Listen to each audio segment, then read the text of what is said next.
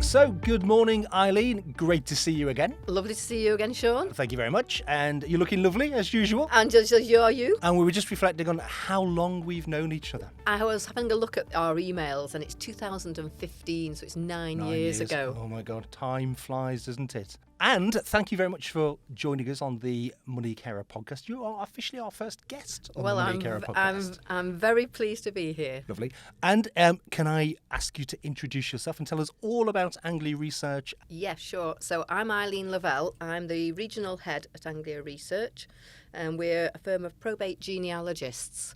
So what we do is we trace relatives of people who've died without leaving a will but have left some assets. So that can be anybody, anywhere in England and Wales.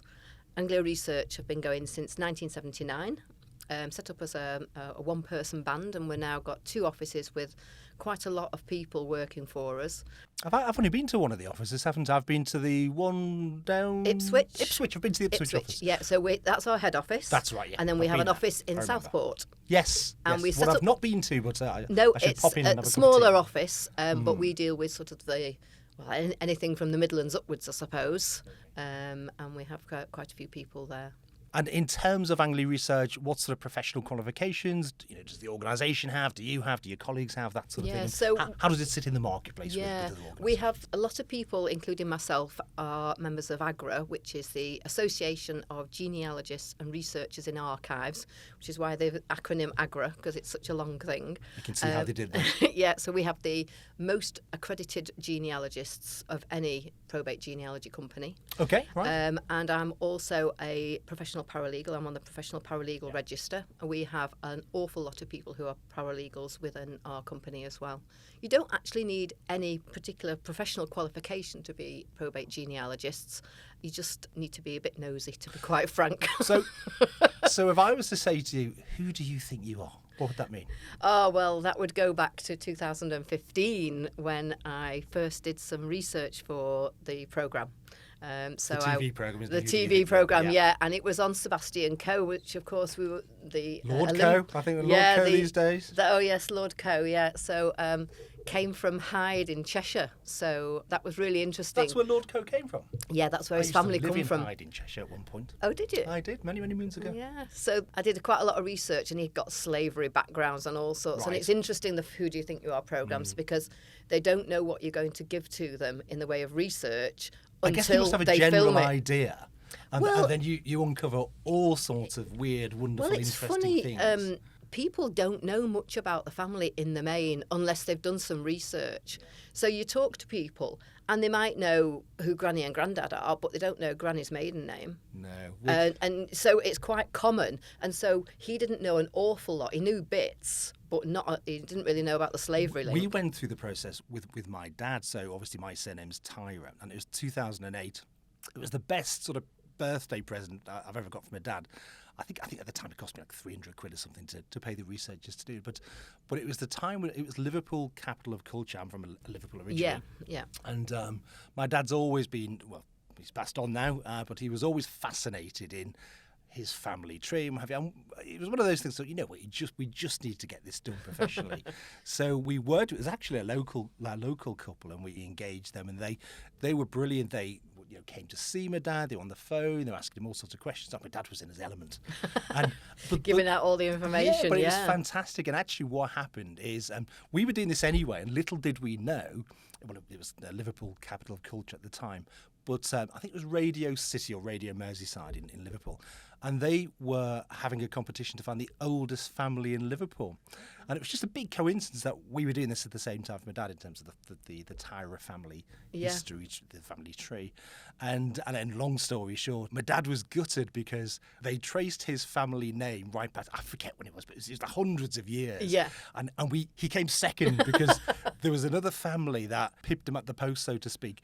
But my dad, as far as he was concerned, won, because apparently the research in that family used 2 names as opposed to just 1 name. So as far as my dad's concerned, we are the oldest family from Liverpool. But going in one it was name, a fantastic experience, and I'd highly recommend anyone does it.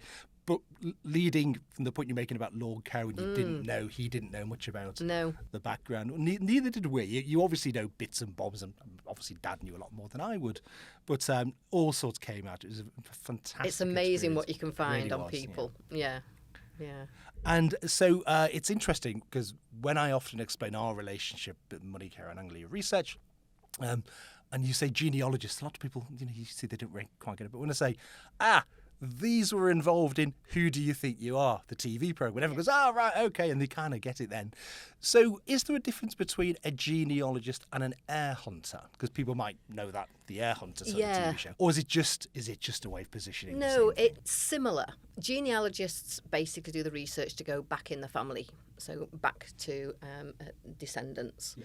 With a probate genealogist, which is what an heir hunter is, when you say probate genealogist to somebody, you can see their eyes swiveling because they've got no idea. So, but probate genealogists, they go back in the family from an individual and then come forward again to find living relations. So you sort of go back to come forward. Right. So it's slightly different. And you only go back in the family tree as far as you need to before you find living relations and descend the lines. So it's more focused on finding beneficiaries of estates as opposed to perhaps looking right down into the lineage of someone's past, someone's Yeah, so what you'd do is if you had an individual who wasn't married, had no brothers and sisters, no children, you'd go back to their parents, see if they're alive. If not, you'd look for their brothers and sisters, so aunts and uncles of the deceased, and descend those lines.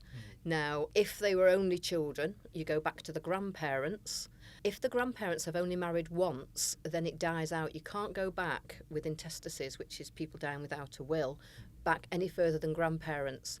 If granddad had married twice and had some children from another marriage, then they're classed as half-blood. They've got one parent in common, and you can descend those lines, but only if there's no full blood, which is two parents in common. So you only go back to grandparents, really. And what happens when throughout you're conducting your research, and there's people who've moved abroad and what have you? How does Anglia Research deal with people who've emigrated or? It's not too bad these days. There's lots of stuff online, but we have lots of partner companies who we work with, especially in Canada, Australia, America, which are the main places that people would have emigrated to. But we can trace people who've come from Jamaica. But what about the West Indies? I'm thinking about. Yeah, no, we have partner people who work in the West Indies. And what about Eastern Europe these days? We have a company that we use who are based in Austria. Right, yeah. And they do our European research, because there's not much online that we can look at over here, but they can find people for us. And we do research, of course, conversely for them. Yeah. So they might have somebody who's died abroad. We had somebody who died in Paris, and so we found the relative. And he's actually was born in England, but now lives in Canada. Right. So it's going all over the world, really. But yeah, we can trace most people. I always say, again, when we're sort of talking about how long we've worked together, and obviously with Money Care, with what we do, managing the finances of vulnerable folk from all different walks of life. Some of the stories and some of the things we get exposed to make great stories, but then you step into the room and your stories just blow everyone out the water in terms of some of the things that you find out, and fascinating. Really is. You must be like the best person to have at a dinner party. Oh yeah, because you've got a fund of stories. Yeah. I've got a fund of stories. I mean, everybody has a story to tell. Yeah. Every deceased person, there'll be something in that family that's interesting. You might have somebody who died in Manchester, but when I tracked him down, he'd been born in the Outer Hebrides. Right. His parents had died of TB. It was rife in the 1920s and 30s in the Outer Hebrides, and then his maternal grandparents had adopted him. Okay. And then at some point between 1930 and 2015, I think he died, he moved to Manchester, but I have no idea what he did between those two times. Right. I've got no information on him at all. Yeah. So, there's all sorts of things. I've had people who have been murderers, paedophiles, bigamous marriages, the whole raft of them, really. It's absolutely fascinating.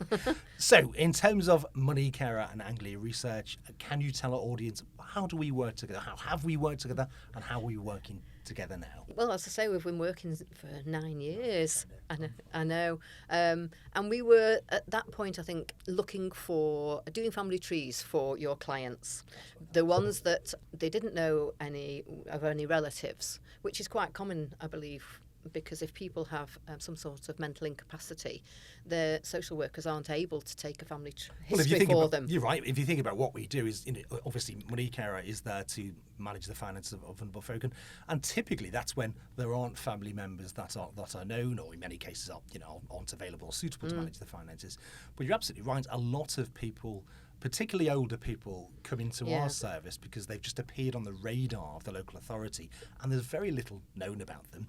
And obviously with the cognitive challenges that lots of our clients have, they're unable to fill in the gaps oftentimes. So we do have lots of clients where there's very little known about them. And I think that's really where the two organisations have excelled in terms of partnering and how that's we can right. support Because our we can clients. usually trace most people. You get the odd person that might have used a different name, but there's various ways we can track people Do you remember down. that client? I forget the name, but we went down all sort of rabbit holes because we had two clients with the same name, or we had the client and you found somebody, and literally there was somebody who lived round the corner with the same date of birth and the same name. It was something really it was, quirky like that. really But I know strange. it was through all sorts of spanners in the works. Yeah, it did. Yeah, because you have to try and track down which one's which.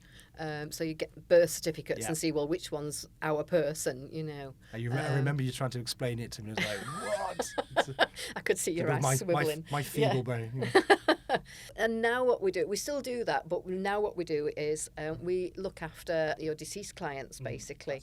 So we then try and trace the relatives of those people. And it is a problem because, as I say, we do have clients, and I'm very conscious that sort of the partnership in the last sort of 2 years when we've been really focusing on incoming clients so we know more about them, and also where we have had clients that have passed away, retrospectively tracing relatives for the administration of estates and funds that we held, and funds elsewhere perhaps.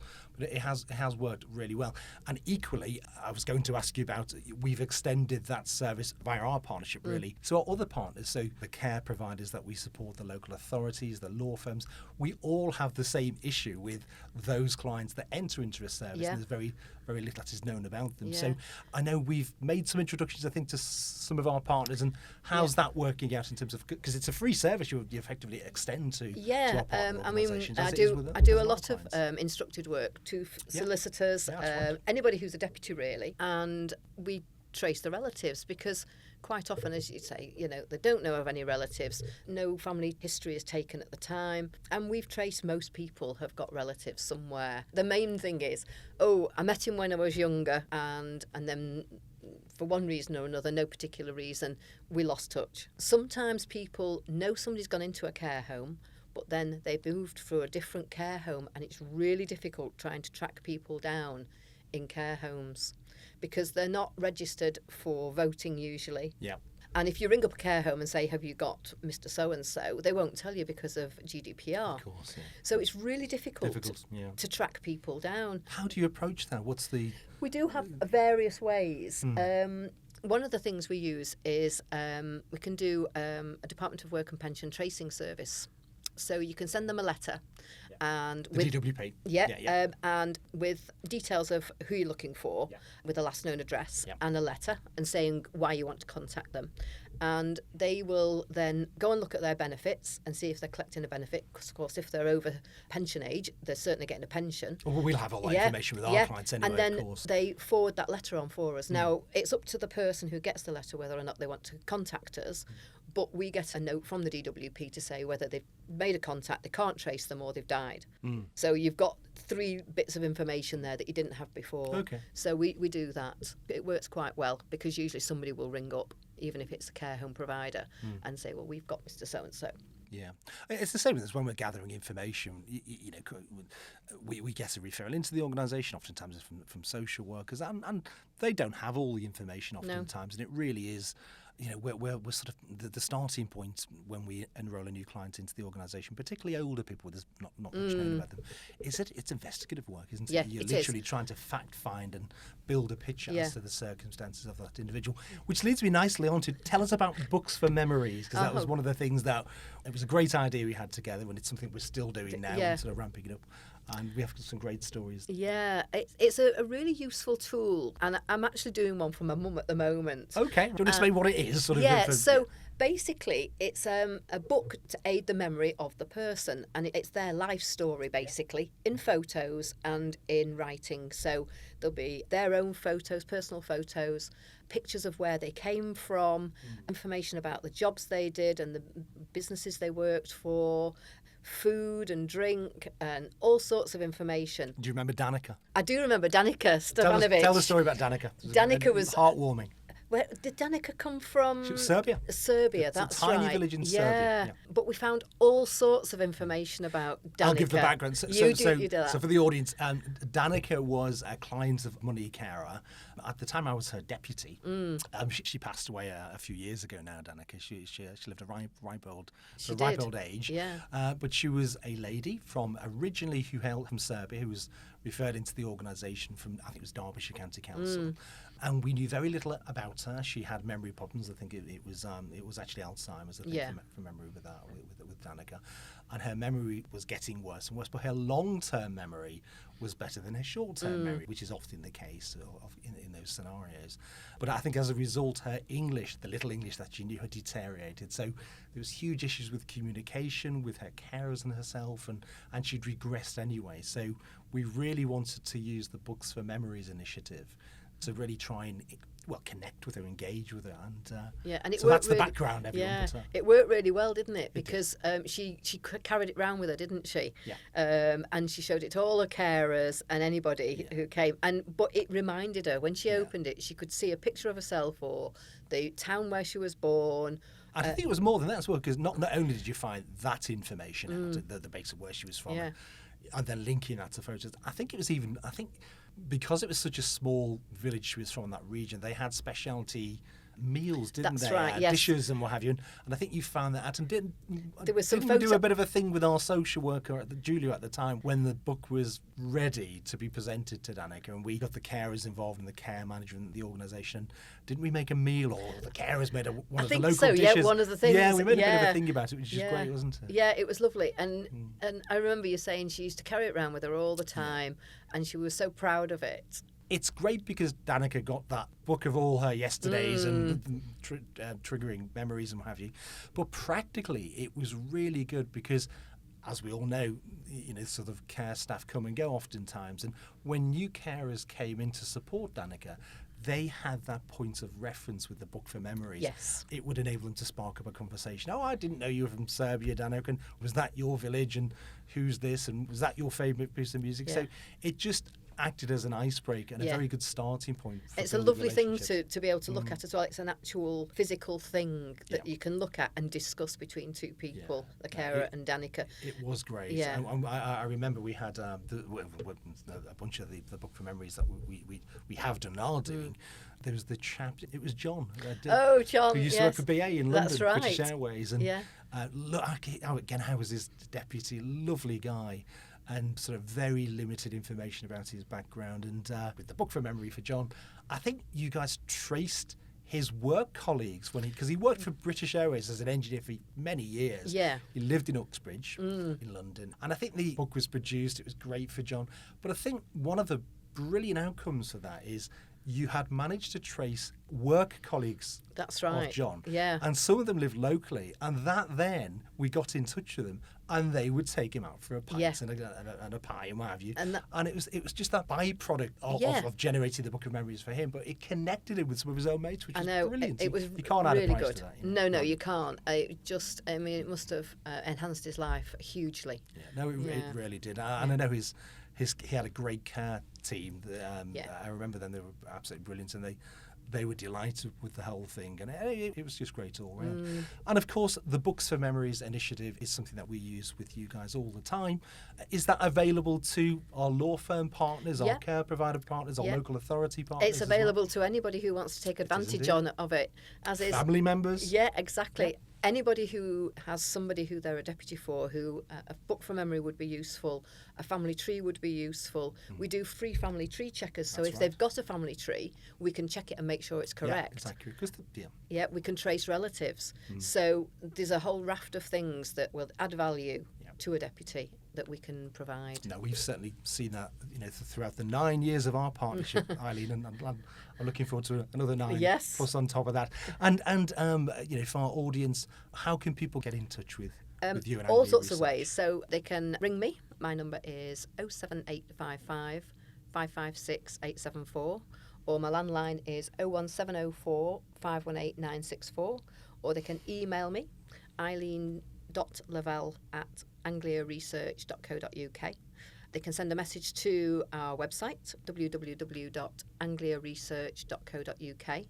So there's plenty of ways that people can help you, and basically. if you want to have a look at me before you do anything, just Google me. There's all sorts of information on me on there, on Anglia Research site, the AGRA website. Do your own research before you... Yeah, exactly. Do your own research. Yeah. But Eileen, thank you ever so much. It's Again, been a lovely to see you, pleasure. as ever, at 9 years, can't believe it. And thank you for being our first guest on the Money Carer podcast. Thank you very much for having me, Sean. Good to see you again. If you have a question you would like to raise for a future Money Carer podcast, or if you have any comments on anything you've heard today, then do please get in touch with us at info@moneycarer.org.uk. Thanks for listening.